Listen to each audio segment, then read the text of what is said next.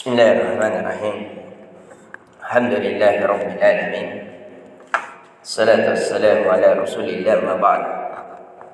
Allahumma anfa'na bima 'allamtana wa 'allimna ma yanfa'una wa zidna ilman.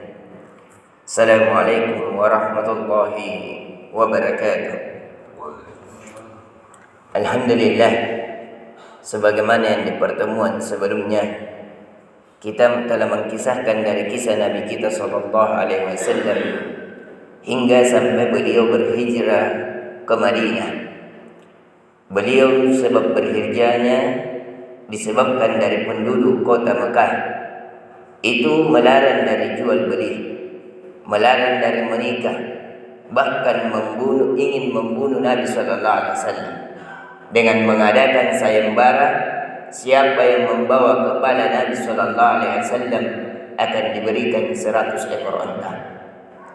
Namun karena kesalahan pembicara ada sebagian dari kisah yang sangat bermanfaat untuk kita kisahkan yang terlupakan, yaitu kisah Isra Mi'raj Nabi sallallahu alaihi wasallam.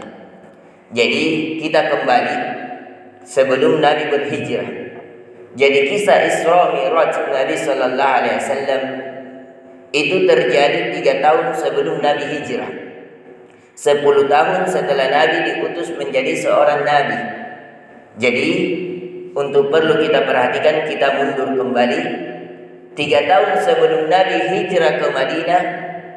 Pada tahun itulah, pada tahun 9 memasuki 10, bahkan sebagian ahli sejarah 10 setelah diutusnya Nabi sallallahu alaihi wasallam meninggalnya Khadijah bersama Abu Talib. Maka pada saat tahun yang sama itu kesedihan Nabi sallallahu alaihi wasallam sangat tingkat di atas tingkat kesedihan. Mengapa? Karena dia meninggal 2 kekasihnya. Kekasih dari kalangan laki-laki adalah Abu Talib, dan kekasihnya dari kalangan wanita adalah Khadijah radhiyallahu anha. Maka dia sangat bersedih pada saat itu. Yang ketiga dari kesedihan Nabi sallallahu alaihi wasallam, seluruh dari kalangan kebanyakan keluarganya menolak dakwanya, bahkan ingin menyakitinya. Bahkan kalau pengikutnya yang lemah itu sudah disakiti, sehingga Nabi memiliki 3 kesedihan.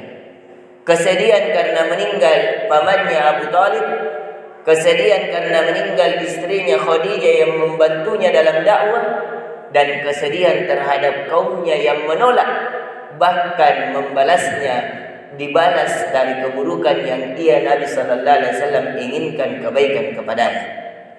Akhirnya Allah menghiburnya dengan cara mengisra mi'rajkan. Dengan cara mengisra mi'rajkan. Perlu untuk kita perhatikan istilah ini, ada Isra, ada Mi'raj. Adapun Isra artinya diperjalankan. Artinya diperjalankan. Dalilnya di dalam surah Al-Quran, dalam surah Al-Isra. Kata Allah Azza wa Jalla, Subhanalladzi asra bi'abadihi laylan minal masjidil haram ilal masjidil aqsa alladzi barakna hawlah linuriyahu min ayatina innahu huwas samiul basir. Kata Allah Azza wa Jalla, Maha suci Allah yang telah memperjalankan hambanya. Siapa hambanya yang dimaksud? Nabi kita sallallahu alaihi wasallam. Lailan minal masjidil haram ilal masjidil aqsa, pada suatu malam. Jadi di sini kita bisa mengambil pelajaran bahwasanya Nabi sallallahu alaihi wasallam diperjalankan pada malam hari setelah salat Isya, mulai dari Mekah pergi ke Masjidil Aqsa. Masjidil Aqsa itu Palestina, yang kalau orang naik unta perjalanan ke sana itu 2 bulan. Akhirnya Nabi sallallahu alaihi wasallam diperjalankan dari Masjidil Haram ke Masjidil Aqsa dengan memakai burak. Burak itu tidak sebesar unta, tidak sekecil kuda. Di antara keduanya, yaitu burak seperti kuda tapi memiliki sayap. Disitulah Nabi sallallahu alaihi wasallam yang 1 kali terbang itu sejauh mata memandang. 1 kali menghempaskan sayapnya itu bisa jauhnya sejauh mata memandang. Akhirnya Nabi diperjalankan ke Masjidil Aqsa, Palestina. Di sanalah Nabi sallallahu alaihi wasallam mengimami seluruh para nabi. Nanti dari Palestina inilah dikatakan Mi'raj. Mi'raj itu artinya diangkat. Jadi Nabi sallallahu alaihi wasallam diangkat ke langit yang ketujuh melalui perantara malaikat Jibril itu ketika nanti di Palestina, bukan dari Mekah langsung diangkat, tidak. Tapi dari Mekah pergi ke Palestina, Palestina naik ke langit ketujuh. Dari kata para ulama, mengapa hal ini dilakukan oleh Allah Azza wa Jalla? Yang pertama untuk menghibur Nabi sallallahu alaihi wasallam. Adapun kenapa Allah Azza wa Jalla tidak mengangkat langsung dari kota Mekah? Karena nanti ketika Nabi pulang dari Isra Mi'raj, banyak dari penduduk Mekah tidak percaya. Yang ketiga adalah sebagai bukti Nabi akan mengkisahkan ketika pulang dari Isra Mi'raj, mengkisahkan tentang bagaimana bentuk di Palestina yang dimana Nabi sallallahu alaihi wasallam tidak pernah pergi Palestina.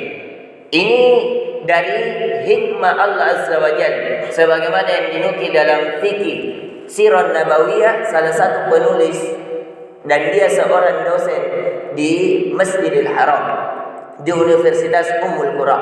Ini dari hikmah-hikmah. Jadi pelajaran di subuh kali ini yang bisa kita mengambil pelajaran bahwasanya di tahun kesedihan meninggalnya Nabi sallallahu alaihi wasallam, meninggalnya istri Nabi sallallahu alaihi wasallam, meninggalnya pamannya dan tertolaknya dakwah Nabi sallallahu alaihi wasallam dari para sahabatnya, Allah menghibur Nabi kita sallallahu alaihi wasallam dengan cara di-Isra Mi'rajkan. Adapun Isra artinya diperjalankan pada malam hari dari Mekah ke Palestina. Kemudian Nabi sallallahu Mi'raj artinya Nabi diangkat dari Palestina naik ke langit ketujuh. Dan itu masih ada bukti. Masih ada bukti tanda ikatan ketika Nabi mengikat buruknya.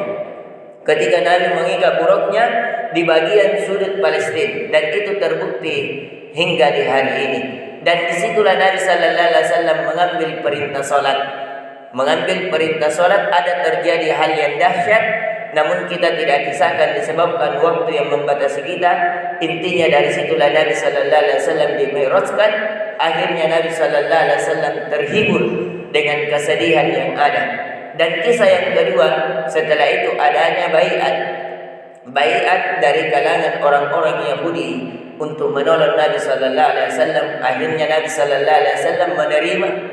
Akhirnya Nabi diterima di kota Madinah. Kemudian Nabi berhijrah. Itulah yang kita telah kisahkan bagaimana hijrah Nabi. Insyaallah di pertemuan setelahnya kita akan kisahkan bagaimana Nabi sallallahu alaihi wasallam ketika memasuki Madinah.